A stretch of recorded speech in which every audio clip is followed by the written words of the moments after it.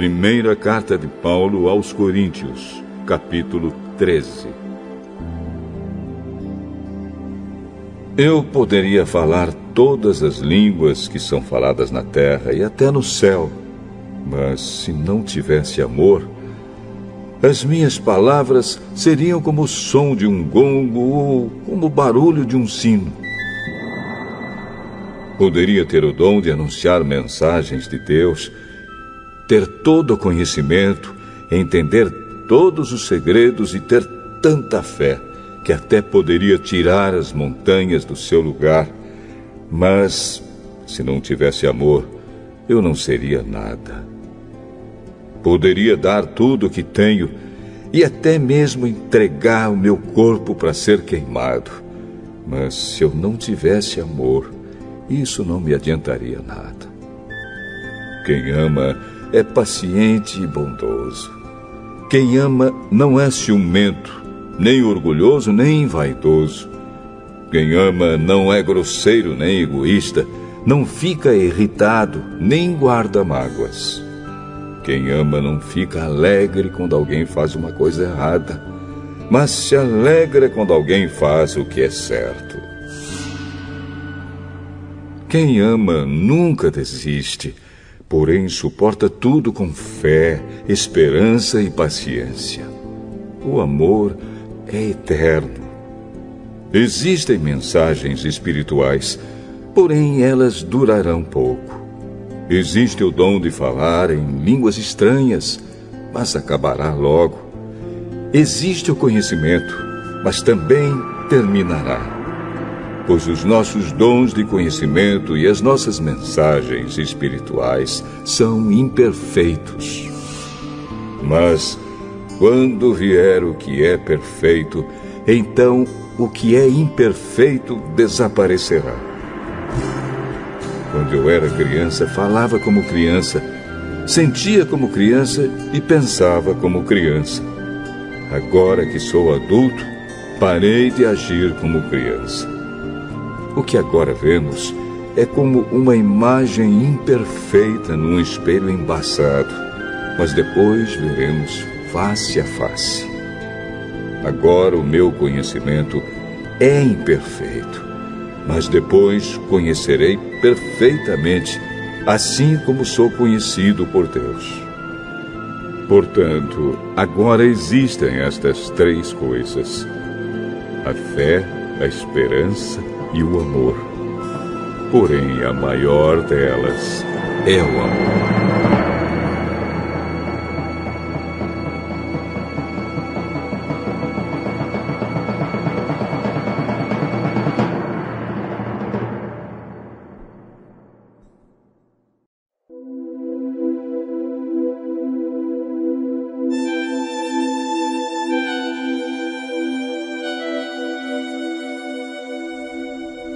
Primeira carta de Paulo aos Coríntios, capítulo 14. Portanto, esforcem-se para ter amor. Procurem também ter dons espirituais, especialmente o de anunciar a mensagem de Deus. Quem fala em línguas estranhas fala a Deus e não às pessoas, pois ninguém o entende. Pelo poder do Espírito Santo, ele diz verdades secretas. Porém, quem anuncia a mensagem de Deus fala para as pessoas, ajudando-as e dando-lhes coragem e consolo. Quem fala em línguas estranhas ajuda somente a si mesmo. Mas quem anuncia a mensagem de Deus ajuda a igreja toda. Eu gostaria que vocês todos falassem em línguas estranhas, mas gostaria ainda mais que tivessem o dom de anunciar a mensagem de Deus. Porque quem anuncia a mensagem de Deus tem mais valor do que quem fala em línguas estranhas, a não ser que esteja ali alguém que possa interpretar o que está sendo dito, para que toda a igreja seja ajudada espiritualmente. Por isso, irmãos, quando eu os visitar, que proveito vocês terão se eu lhes falar em línguas estranhas? É claro que nenhum, a não ser que leve a vocês alguma revelação de Deus, ou algum conhecimento, ou alguma mensagem inspirada, ou algum ensinamento. Por exemplo, além da voz humana, existem os instrumentos musicais, como a flauta e a harpa. Se os sons não saírem com toda clareza, como poderá alguém saber o que está sendo tocado em um ou outro desses instrumentos? Se quem toca a corneta não der um som bem claro, quem se preparará para a batalha? Assim também, como é que os outros vão entender o que vocês estão dizendo se a mensagem por meio de línguas estranhas não for clara? Vocês estariam falando para o vento. No mundo há muitas línguas diferentes, mas cada uma faz sentido. Porém, se eu não entendo a língua na qual alguém está falando comigo, então quem fala essa língua é estrangeiro para mim, e eu sou um estrangeiro para ele. Por isso, já que vocês estão com tanta vontade de ter os dons do Espírito, procurem, acima de tudo, ter os dons que fazem com que a igreja cresça espiritualmente. Portanto, quem fala em línguas estranhas deve orar, pedindo a Deus que lhe dê o dom de interpretar o que elas querem dizer. Porque se eu orar em línguas estranhas, o meu espírito, de fato, estará orando, mas a minha inteligência não tomará parte nisso. O que vou fazer então? Vou orar com o meu espírito, mas também vou orar com a minha inteligência. Vou cantar com o meu espírito, mas também vou cantar com a minha inteligência. Se você dá graças a Deus em línguas estranhas, como é que uma pessoa simples que estiver na reunião poderá dizer amém à oração de agradecimento que você fez? Ela não vai conseguir entender nada do que você está dizendo. Mesmo que a sua oração seja muito boa, essa pessoa não receberá nenhuma ajuda. Eu agradeço a Deus porque falo em línguas estranhas muito mais do que vocês. Porém, nas reuniões da igreja, prefiro dizer 5 palavras que possam ser entendidas para assim ensinar os outros, do que dizer milhares de palavras em línguas estranhas. Irmãos, não pensem como crianças. Sejam como crianças para o que é mal, mas sejam adultos no seu modo de pensar. Nas Escrituras Sagradas está escrito: por meio de pessoas que falam em línguas estranhas, eu falarei a este povo, diz o Senhor. Falarei por meio de lábios estrangeiros, mas assim mesmo meu povo não me dará atenção. Portanto, o dom de falar em línguas estranhas é um sinal de Deus para os descrentes e não para os cristãos. Mas o dom de anunciar a mensagem de Deus é um sinal para os cristãos e não para os descrentes. Imaginem que a igreja esteja reunida e todos comecem a falar em línguas estranhas. Se chegarem ali algumas pessoas simples ou descrentes, será que não vão dizer que vocês estão loucos? Mas se todos estiverem anunciando mensagens de Deus e entrar ali um descrente ou alguém que seja simples, ele vai ouvir o que vocês estão dizendo e se convencer do seu pecado. E ele será julgado pelo que ouvir. Os seus pensamentos secretos serão revelados. E ele vai se ajoelhar e adorar a Deus, dizendo: Deus está mesmo no meio de vocês. Portanto, meus irmãos, o que é que deve ser feito? Quando vocês se reúnem na igreja, um irmão tem um hino para cantar, outro, alguma coisa para ensinar, outro, uma revelação de Deus, outro, uma mensagem em línguas estranhas, e ainda outro, a interpretação dessa mensagem. que tudo seja feito para o crescimento espiritual da igreja. Se algum de vocês falar em línguas estranhas, então que apenas 2 ou 3 falem, um depois do outro, e que alguém interprete o que está sendo dito. Mas, se não houver ninguém que possa interpretar, então fiquem calados e falem somente consigo mesmos e com Deus. No caso de 2 ou 3 receberem a mensagem de Deus, estes devem falar, e os outros que pensem bem no que eles estão dizendo. Se uma outra pessoa que estiver ali sentada receber a mensagem de Deus, quem estiver falando deve se calar. Vocês todos podem anunciar a mensagem de Deus, um de cada vez, para que todos aprendam e fiquem animados. Quem fala deve controlar o dom de anunciar a mensagem de Deus, pois Deus não quer que nós vivamos em desordem, e sim em paz. Como em todas as igrejas do povo de Deus, as mulheres devem ficar caladas nas reuniões de adoração. Elas não têm permissão para falar. Como diz a lei, elas não devem ter cargos de direção. Se quiserem saber alguma coisa, que perguntem em casa ao marido. É vergonhoso que uma mulher fale nas reuniões da igreja. Por acaso a mensagem de Deus veio de vocês? Ou será que veio somente para vocês?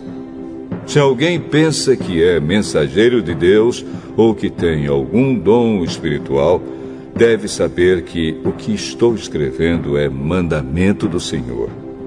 Mas se alguém não der atenção a isso, que ninguém dê atenção a essa pessoa. Assim, meus irmãos, procurem sempre anunciar a mensagem de Deus, mas não proíbam que se falem línguas estranhas. Portanto, façam tudo com decência e ordem.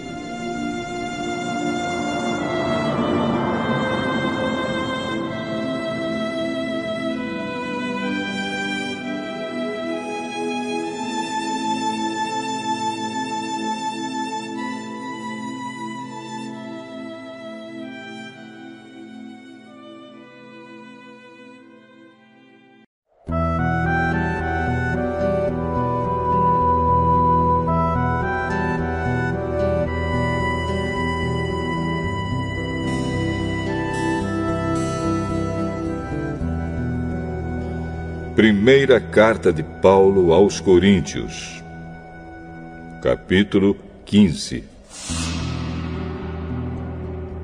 Agora, irmãos, quero que lembrem do evangelho que eu anunciei a vocês, no qual vocês aceitaram e no qual continuam firmes. A mensagem que anunciei a vocês é o evangelho, por meio do qual vocês são salvos, se continuarem firmes nele. A não ser que não tenha adiantado nada vocês crerem nele. Eu passei para vocês o ensinamento que recebi e que é da mais alta importância. Cristo morreu pelos nossos pecados, como está escrito nas Escrituras Sagradas. Ele foi sepultado e no terceiro dia foi ressuscitado, como está escrito nas Escrituras, e apareceu a Pedro e depois aos 12 apóstolos.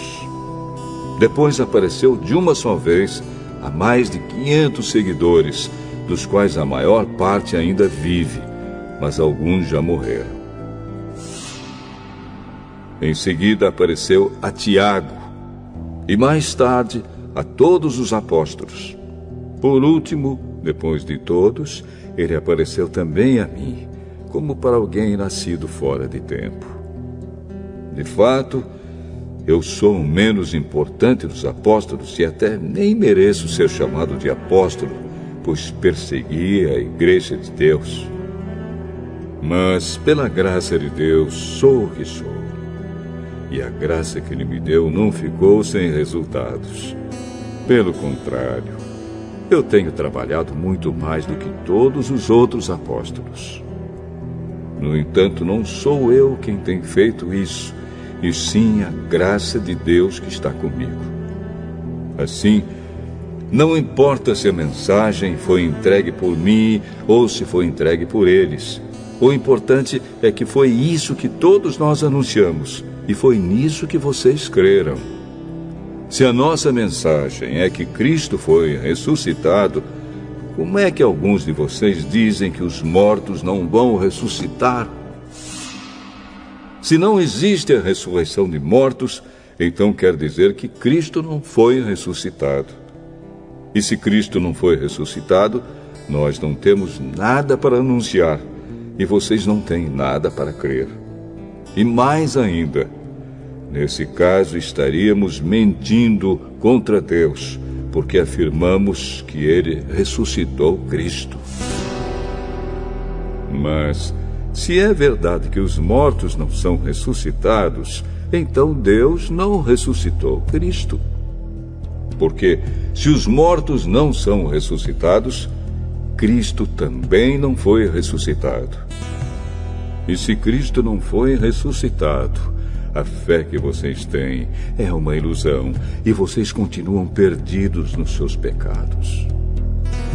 Se Cristo não ressuscitou, os que morreram crendo nele estão perdidos. Se a nossa esperança em Cristo só vale para esta vida, nós somos as pessoas mais infelizes deste mundo. Mas a verdade é que Cristo foi ressuscitado. E isso é a garantia de que os que estão mortos também serão ressuscitados. Porque assim, como por meio de um homem veio a morte, assim também por meio de um homem veio a ressurreição.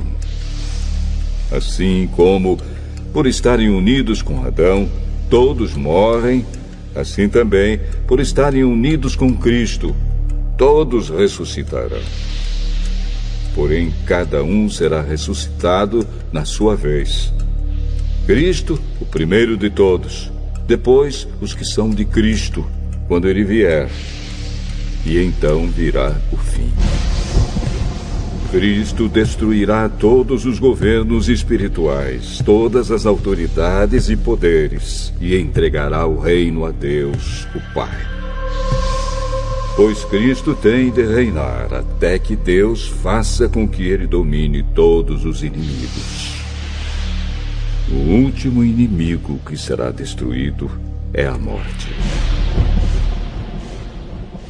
As Escrituras Sagradas dizem: Deus pôs todas as coisas debaixo do domínio dele. É claro que dentro das palavras, todas as coisas, não está o próprio Deus, que põe tudo debaixo do domínio de Cristo. Mas, quando tudo for dominado por Cristo, então o próprio Cristo, que é o Filho, se colocará debaixo do domínio de Deus, que pôs todas as coisas debaixo do domínio dele. Então Deus reinará completamente sobre tudo. Pensem agora nas pessoas que são batizadas em favor dos mortos. O que é que elas esperam conseguir? Se os mortos não são ressuscitados, por que é que essas pessoas se batizam em favor deles? E quanto a nós, por que é que nos colocamos em perigo a toda hora? Irmãos, eu enfrento a morte todos os dias. Se afirmo isso, é pelo orgulho que tenho de vocês, pois estamos todos unidos com Cristo Jesus, o nosso Senhor. Aqui em Éfeso, eu lutei contra inimigos como se lutasse contra animais selvagens. E se fiz isso somente por interesses humanos, o que foi que eu consegui com isso? Se é verdade que os mortos não são ressuscitados, façamos o que diz o ditado: comamos e bebamos, porque amanhã morreremos. Não se enganem. As más companhias estragam os bons costumes. Comecem de novo a viver uma vida séria e direita e parem de pecar. Para fazer com que vocês fiquem envergonhados, eu digo o seguinte: alguns de vocês não conhecem a Deus. Mas alguém perguntará: como é que os mortos são ressuscitados? Que tipo de corpo eles vão ter? Seu tolo! Quando você semeia uma semente na terra, ela só brota se morrer. E o que foi semeado é apenas uma semente, talvez um grão de trigo ou outra semente qualquer, e não o corpo já formado da planta que vai crescer. Deus dá a essa semente o corpo que Ele quer e dá a cada semente um corpo próprio. E a carne dos seres vivos não é toda do mesmo tipo. Os seres humanos têm um tipo de carne, os animais outro, os pássaros outro e os peixes ainda outro. Há também corpos do céu e corpos da terra. Existe um tipo de beleza que pertence aos corpos celestes e há outro que pertence aos corpos terrestres. O sol tem o seu próprio brilho, a lua outro brilho e as estrelas têm um brilho diferente. E mesmo as estrelas têm diferentes tipos de brilho. Pois será assim quando os mortos ressuscitarem. Quando o corpo é sepultado, é um corpo mortal. Mas quando for ressuscitado, será imortal. Quando ele é sepultado, é feio e fraco. Mas quando for ressuscitado, será bonito e forte. Quando é sepultado, é um corpo material. Mas quando for ressuscitado, será um corpo espiritual. É claro que, se existe um corpo material, então tem de haver também um corpo espiritual. Porque as Escrituras Sagradas dizem: Adão, o primeiro homem, foi criado como ser vivo. Mas o último Adão, Jesus Cristo, é o Espírito que dá a vida. Não é o espiritual que vem primeiro, mas sim o material. Depois é que vem o espiritual. O primeiro homem foi feito do pó da terra. O segundo veio do céu. Os que pertencem à terra são como aquele que foi feito do pó da terra. Os que pertencem ao céu são como aquele que veio do céu. Assim como somos parecidos com o homem feito do pó da terra, assim também seremos parecidos com o homem do céu. Meus irmãos, o que eu quero dizer é isto: o que é feito de carne e de sangue não pode ter parte no reino de Deus, e o que é mortal não pode ter a imortalidade. Escutem bem este segredo. Nem todos vamos morrer, mas todos nós vamos ser transformados num instante, num abrir e fechar de olhos, quando tocar a última trombeta. Ela tocará, os mortos serão ressuscitados como seres imortais, e todos nós seremos transformados. Pois este corpo mortal precisa se vestir com o que é imortal. Este corpo que vai morrer precisa se vestir com o que não pode morrer. Assim, quando este corpo mortal se vestir com o que é imortal, quando este corpo que morre se vestir com o que não pode morrer, então acontecerá o que as Escrituras Sagradas dizem: a morte está destruída, a vitória é completa. Onde está, ó morte, a sua vitória? Onde está, ó morte, o seu poder de ferir? O que dá à morte o poder de ferir é o pecado. E o que dá ao pecado o poder de ferir é a lei. Mas agradeçamos a Deus que nos dá a vitória por meio do nosso Senhor Jesus Cristo. Portanto, queridos irmãos, continuem fortes e firmes. continuem ocupados no trabalho do Senhor, pois vocês sabem que todo o seu esforço nesse trabalho sempre traz proveito.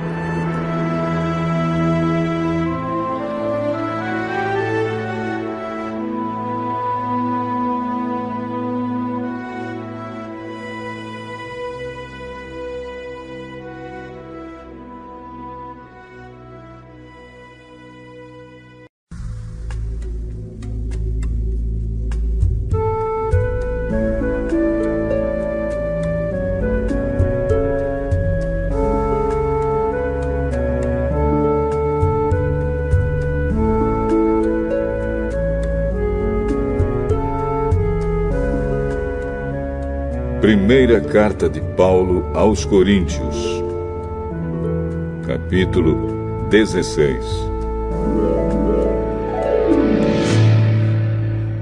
Agora vou tratar do dinheiro para ajudar o povo de Deus da Judéia. Façam o que eu disse às igrejas da província da Galácia. Todos os domingos, cada um de vocês separe e guarde algum dinheiro, de acordo com o que cada um ganhou. Assim não haverá necessidade de recolher ofertas quando eu chegar. Depois que chegar, eu enviarei com cartas de apresentação aqueles que vocês escolherem para levarem a oferta até Jerusalém.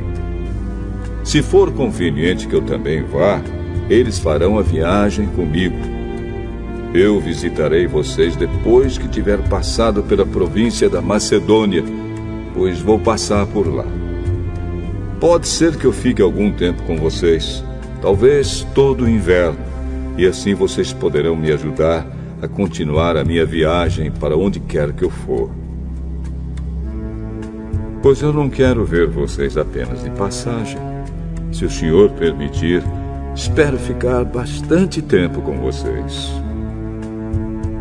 Resolvi ficar aqui em Éfeso até o dia de Pentecostes, pois encontrei aqui ótimas oportunidades para um grande e proveitoso trabalho, embora muita gente esteja contra mim.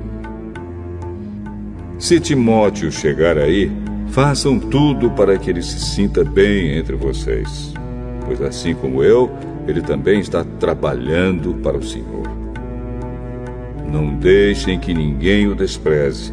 Pelo contrário, vocês devem ajudá-lo a continuar a sua viagem em paz, a fim de que ele volte para cá, pois estou esperando que ele volte junto com os outros irmãos. Quanto ao irmão Apolo, tenho recomendado muitas vezes que vá visitar vocês com os outros irmãos, mas ele acha que não deve ir agora. Ele irá na primeira oportunidade. Estejam alertas, fiquem firmes na fé, sejam corajosos, sejam fortes. Que tudo o que vocês fizerem seja feito com amor. Vocês conhecem Estéfanas e a família dele. Vocês sabem que eles foram os primeiros cristãos convertidos na província da Acaia e que eles têm se dedicado ao serviço do povo de Deus. Peço a vocês, meus irmãos, que sigam a orientação deles e dos outros que os ajudam e trabalham com eles. Eu estou alegre com a vinda de Estéfanas, de Fortunato e de Acaico, pois eles fizeram o que vocês, por estarem ausentes, não podiam fazer. Eles me animaram muito e sei que animaram vocês também. Gente como essa merece elogios. As igrejas da província da Ásia mandam saudações. Áquila e a sua esposa Priscila e a igreja que se reúne na casa deles mandam saudações cristãs a vocês. Todos os irmãos daqui mandam saudações. Cumprimentem uns aos outros com um beijo de irmão. Escrevo isto com a minha própria mão. Quem não ama o Senhor, que seja amaldiçoado. Maranatá. Vem, nosso Senhor. Que a graça do nosso Senhor Jesus esteja com vocês. e que o meu amor esteja com todos vocês, pois estamos unidos com Cristo Jesus.